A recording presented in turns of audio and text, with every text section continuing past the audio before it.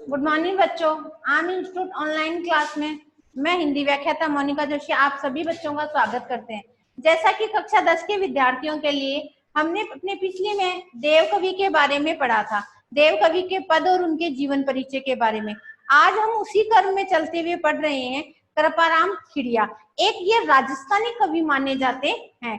कृपाराम खिड़िया जो है वह चारण शाखा के, कि पहले ऐसा होता था कि कुछ जो कवि होते थे वह राजा महाराजाओं की जो वीर गाथा का वर्णन था वह गा गा कर करते थे, तो ये चारण शाखा के कवि माने जाते हैं। इनकी जो शाखा है वो चारण शाखा है। इनके पिता का नाम जगराम खिड़िया था।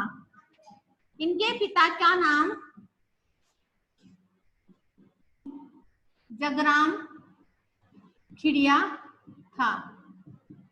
पहले के जो कवि होते थे वह राजा महाराजाओं के सानिध्य में रहने के कारण इनके पिता को भी जो सीकर के कवि थे, सीकर के राजा थे लक्ष्मण सिंह, उन्होंने इनको जागीर प्रदान कर दी थी इनकी काव्य रचना से ये प्रसिद्ध होकर। यहाँ पर ये जो लक्ष्मणपुरा जागीर थी वह इनके पिता को इन्होंने दे दी थी। इन्होंने साहित्य जगत में जो हिंदी की जो राजस्थानी भाषा है डिंगल पिंगल, उसमें इन्होंने काव्य रचनाएं प्रारंभ की है। जैसे सूर्यमल जो मिश्रण है उनके बारे में कृपाराम जी खिड़िया जो हैं उन्होंने ही राजस्थानी भाषा में काव्य रचनाएं की है। इनकी जो प्रसिद्ध रचना है वो मानी जाती है राजियारा सोरठा।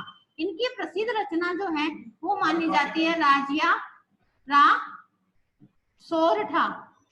ये इनकी प्रसिद्ध रचना मानी जाती है।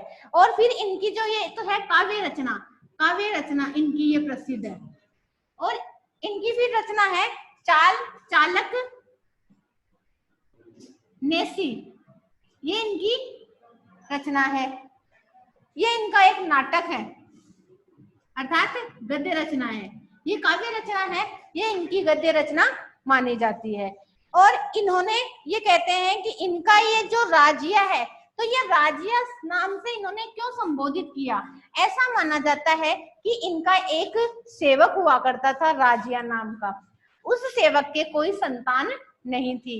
वह हर समय इसी चिंता से ग्रस्त रहता था कि मेरा इस संसार में कैसे नाम बना रहे। तो कवि कृपाराम खिड़िया ने उनके नाम को बनाए रखने के लिए कि संसार में आपका नाम हर समय जाना जाए, इसलिए अपने सेवक के नाम से इन्होंने अपने इन सोठों की रचना कर दी, राजियारी सोठा। ये एक नीति परक दोहे माने जाते हैं, नीति परक सोठे हैं। अर्थात इन जो सोठे हैं उनसे हमें हर प्रत्येक प्रकार से अपने कर्तव्य का ज्ञान होता है, हमें एक प्रकार से शिक्षाएं मिलती है।